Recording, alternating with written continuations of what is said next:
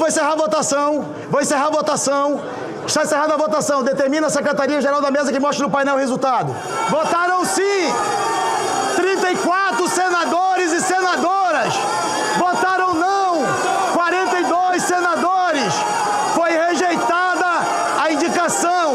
A matéria vai ao arquivo e será feita a devida comunicação à Presidência da República. O Senado rejeitou Jorge Messias para ocupar uma vaga como ministro do Supremo Tribunal Federal.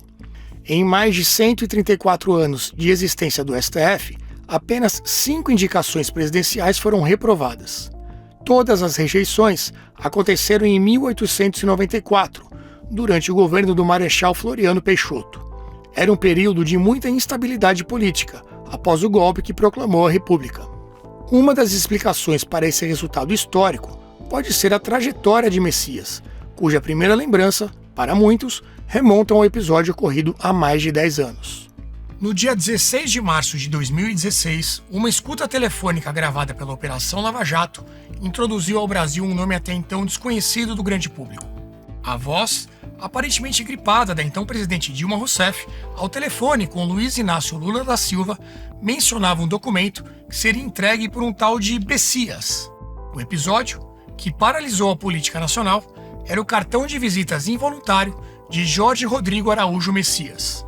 7 anos depois, em 2023, aquele mesmo assessor jurídico de bastidores deixaria a sombra das secretarias para assumir o comando da Advocacia Geral da União e, posteriormente, seria indicado para a mais alta corte do país.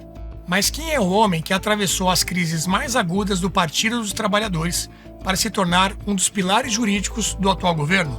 Conheça agora, com a Brasil Paralelo, a trajetória de Jorge Messias. Jorge Messias iniciou a sua carreira longe dos holofotes de Brasília. Ele nasceu em Recife, filho de um bancário e de uma dona de casa. Cresceu em Teresina, depois que o pai foi promovido para uma agência no Piauí. Estudou Direito na Universidade Federal de Pernambuco. Passou em um concurso público para a Caixa Econômica Federal, depois para o Banco Central. Após mais um concurso, virou procurador da Fazenda Nacional. Até então, uma trajetória de servidor concursado, técnico e discreto. Foi nos governos de Dilma Rousseff que Messias consolidou a sua reputação como um coringa jurídico das gestões petistas. Primeiro, ele foi consultor jurídico do Ministério da Educação, depois do Ministério da Ciência e Tecnologia e também da Casa Civil.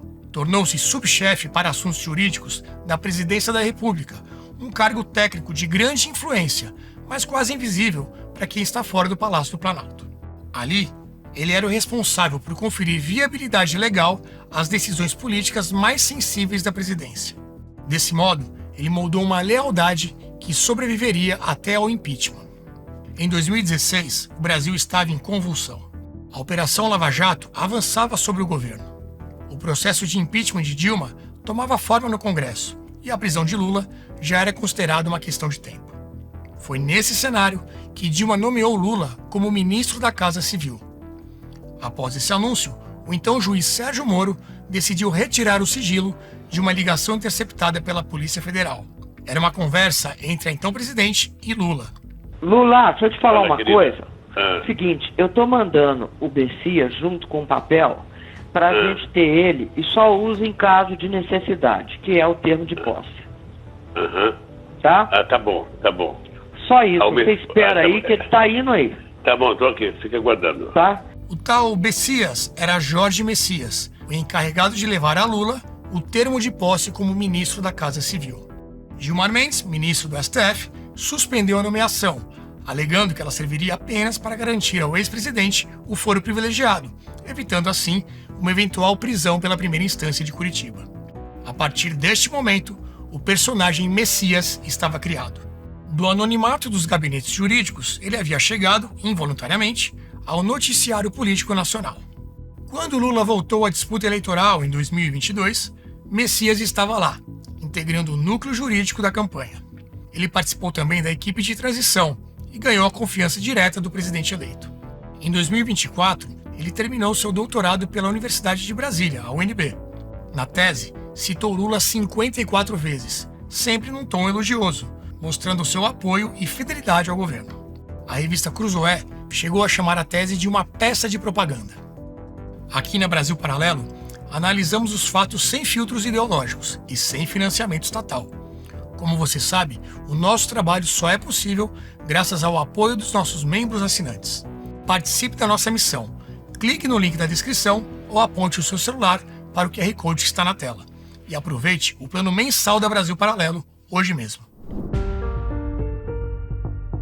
Como reconhecimento pela trajetória de serviços prestados, Jorge Messias foi nomeado por Lula como advogado-geral da União em 2023. Desde então, a sua gestão tem sido marcada por algumas medidas controversas.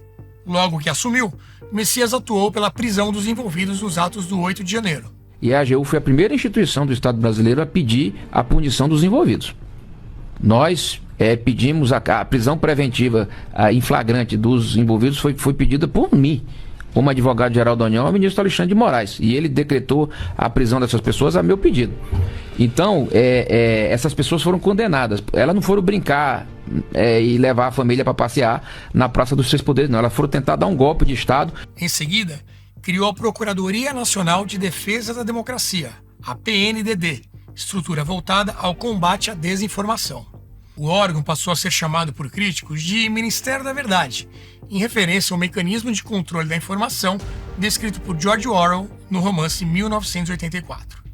Messias defendeu a estrutura como necessária para combater a desinformação contra as políticas públicas, mas o embate colocou a AGU no centro de uma discussão acalorada sobre os limites da liberdade de expressão e o papel do Estado na regulação do debate digital.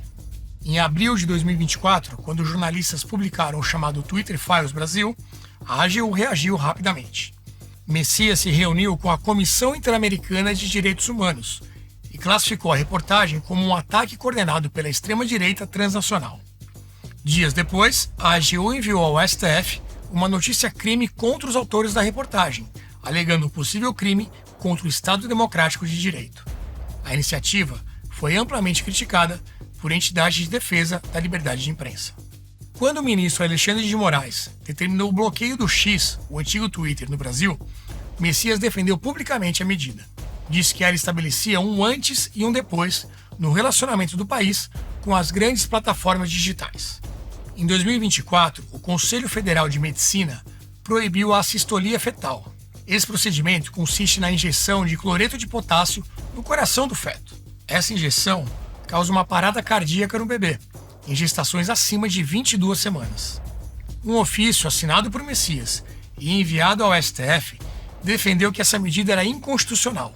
Ele argumentou que a legislação brasileira prioriza a liberdade da mulher. O posicionamento criou um paradoxo público de difícil resolução. Messias é diácono da Igreja Batista Cristã de Brasília. Havia declarado ser pessoalmente contrário ao aborto. Mas a AGU, que ele chefiava, havia defendido juridicamente a manutenção de um procedimento abortivo em estágios avançados da gestação. Recentemente, em fevereiro de 2026, a AGU publicou um novo parecer, desta vez afirmando que o aborto é crime e que apenas médicos podem realizá-lo nas modalidades permitidas por lei. A mudança de posição causou um estranhamento e foi lida como um movimento defensivo para evitar mais restrições ao seu nome na sabatina do Senado. Sob o comando de Messias, a AGU ampliou o uso de notificações extrajudiciais para pedir a plataformas digitais a remoção ou restrição de conteúdos relacionados a posicionamentos políticos. O mecanismo é muito criticado por alguns juristas, porque ele ocorre sem ordem judicial pública, sem um processo aberto diretamente contra o autor da postagem e também sem chance de contraditório. No episódio mais recente, a AGU, a pedido da deputada Erika Hilton, determinou a remoção de conteúdos que, segundo o órgão, estariam espalhando informações falsas sobre o PL da misoginia. A ação atingiu jornalistas e usuários comuns. Entre os alvos estavam a jornalista Madeleine Laxco e o comediante Léo Lins. A repercussão foi imediata e muito negativa. Associações jurídicas questionaram se a AGU teria competência constitucional para pressionar plataformas privadas a remover conteúdo sobre matéria legislativa em tramitação. Veículos tradicionais publicaram editoriais criticando o espírito de censura da medida. A AGU recuou parcialmente, retirando jornalistas da lista, mas manteve os outros usuários. A AGU também emitiu uma nota afirmando que Messias não havia sido informado das notificações, pois ele estava de férias desde o dia 8 de abril. No comando da AGU, entre os seus apoiadores, Messias construiu uma imagem de bom gestor. Sua gestão acumulou números expressivos na contenção de riscos fiscais.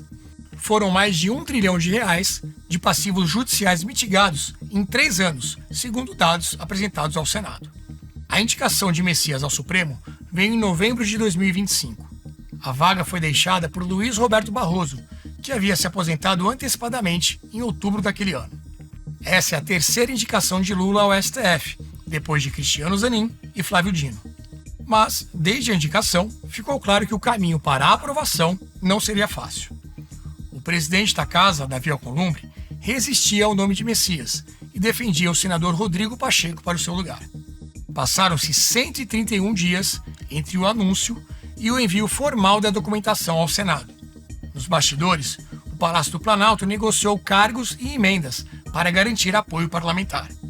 Um apoiador inesperado foi André Mendonça, ministro do STF indicado por Bolsonaro, mas que tem boa relação com Messias, com quem compartilha a religião evangélica. E eu faço votos que em breve você possa deixar a AGU por um bom motivo de estar comigo ali no Supremo Tribunal Federal. Com apenas 45 anos, Jorge Messias poderia permanecer na corte por até 3 décadas, até completar 75 anos e atingir a aposentadoria compulsória. Com a sua rejeição, a 11ª vaga do STF segue aberta.